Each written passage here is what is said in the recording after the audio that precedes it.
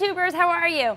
I'm Vivian Chan and welcome to this week's Monday Bites. We are going to be celebrating dads, fathers, grandpas, any male figure in your life. I like to call Papa Chan Papasaurus.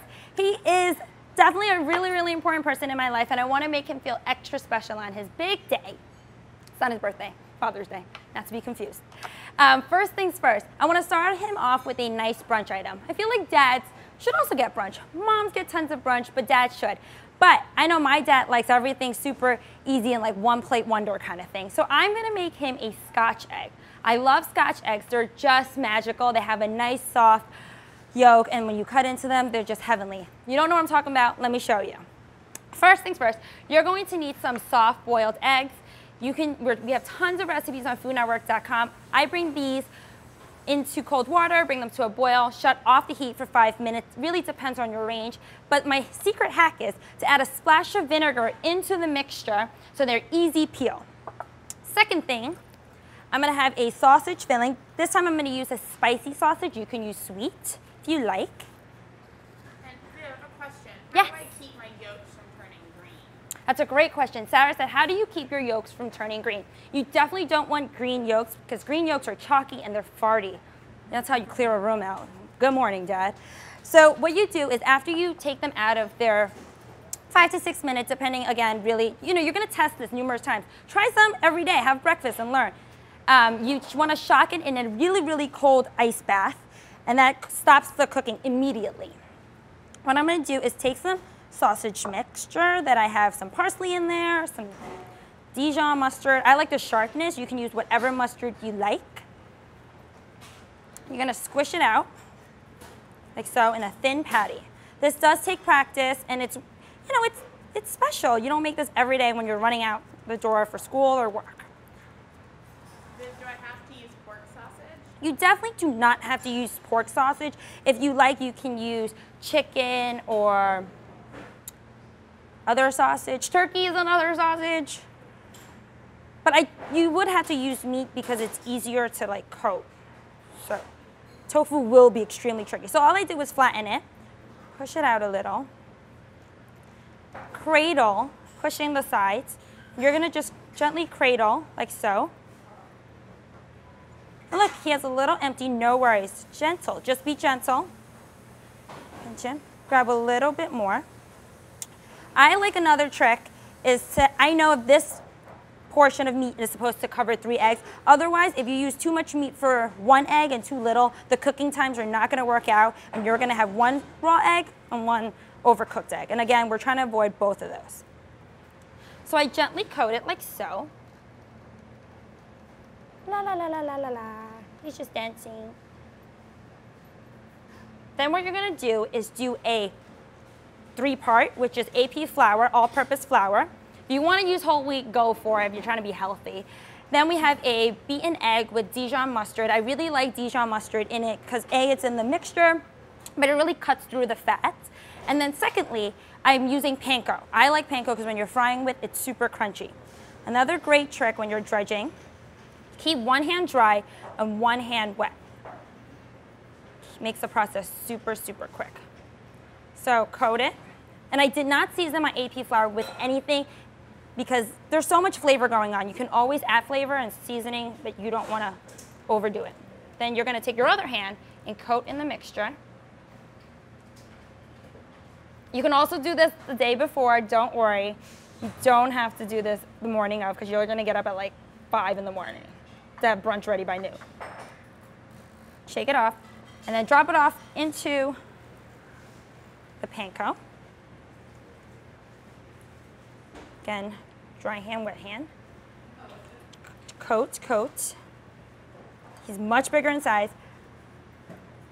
All right, while this hangs out, luckily for me, Kim, my food stylist, made 3, so you wouldn't have to see me make eggs all day long. So there we have.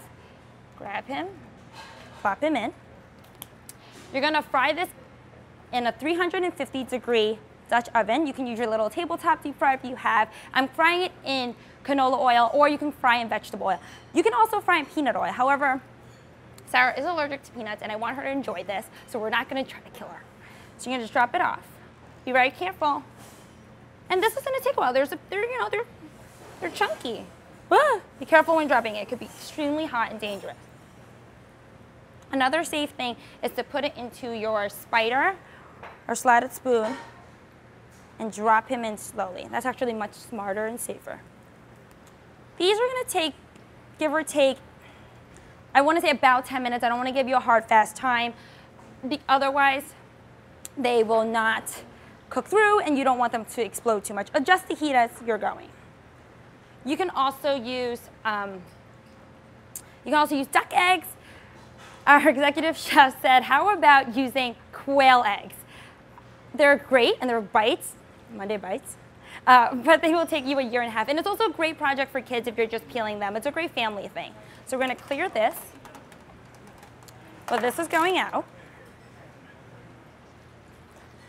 I'm gonna quickly wash my hands after dropping them, because it is raw.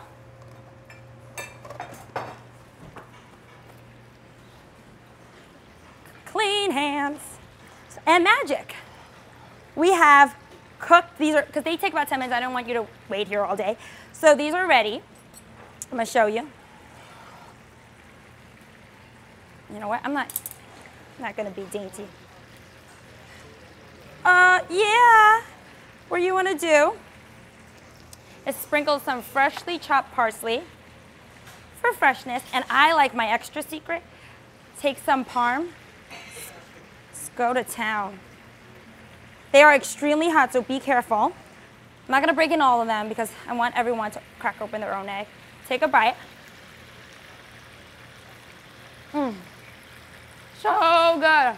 And this is, I would say this is a very, very successful Scotch egg. Runny yolk, cheesy. Dad's gonna love this. I'm gonna let this hang out here. And bringing it to our sweet bite that JP kind of gave you a little preview is strawberry, well, it's a beer batter cake. There's beer in the actual batter, cake batter. And then there's strawberries in there because strawberries all over the place right now. Especially they're in season, they're so fragrant. Watch my Scotch eggs. I just have some sliced strawberries. You're gonna sprinkle on some sugar, you're macerating them. And instead of using lemon juice like traditional, I'm gonna use some beer. Because we're using it, it's a theme. You just wanna splash. Yeah. This will be for JP. Give it a quick toss. This is gonna, give or take, be about an hour. You want them to soften up, be nice and sugary. Like so. I'm gonna let this hang. I'm gonna get rid of all this stuff. So I'm gonna show you, I'm gonna talk to you about cake.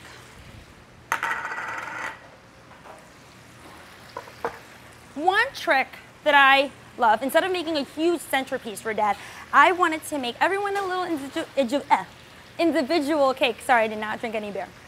With the individual cakes, you can have more of them, so it's not like you ate more than one piece. I feel like it's a little trick. But instead of making little cupcakes, which you can, I wanted to do it really simple. So I baked it into a parchment-lined baking sheet. Spread it really thin, the batter, and popped it in the oven. The baking time will be different from the recipe because this is not part of the recipe, but this is a shortcut for you. When the cake bounces back, that means it's ready. Another thing is poking it with a clean toothpick. If it comes out clean or very, very small amount of crumbs, then you know it's ready to eat. You're gonna transfer it out, let it go on a cooling rack, peel off the parchment, transfer on a large surface, such as a cutting board. I'm using a ring cutter. If you don't have one, don't worry. I know it's very chefy for us to have ring molds. Even though a lot of people do have these now with diets and portion controls, you can just take a can, tuna can, wash it really well, or can of beans, JP told me that. Take off both sides and you could just punch them out, like so.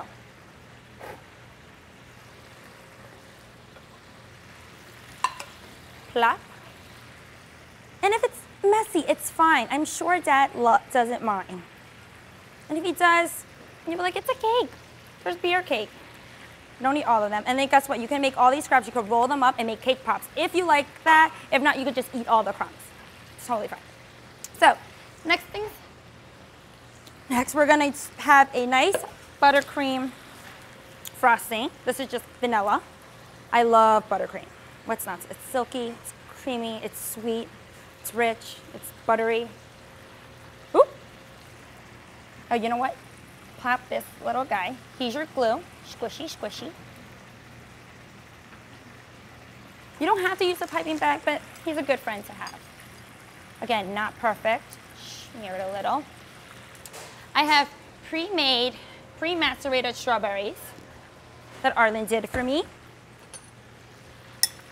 Give it a quick stir. So syrupy. Plop them on top. Add your next layer. Babe, what kind of beer is in that cake? Oh, great question. The beer is a red ale. It is malty, it's sweet. If you don't want to use a red ale, you can always use, or you don't want to use alcohol, that's fine. You can always just use one of the many vanilla cake recipes we have on the internet, or chocolate. Personalize it, take photos, hashtag Monday Bites. Pop this on top. Make a complete mess while you're doing it. Pop this cap. Stay.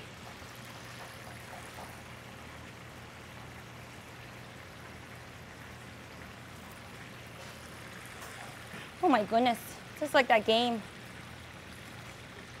You know, the one you pull little bricks out? I'm never good at that game.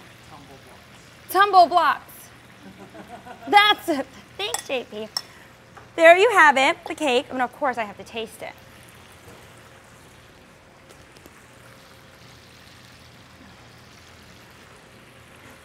Oh, I forgot the fork.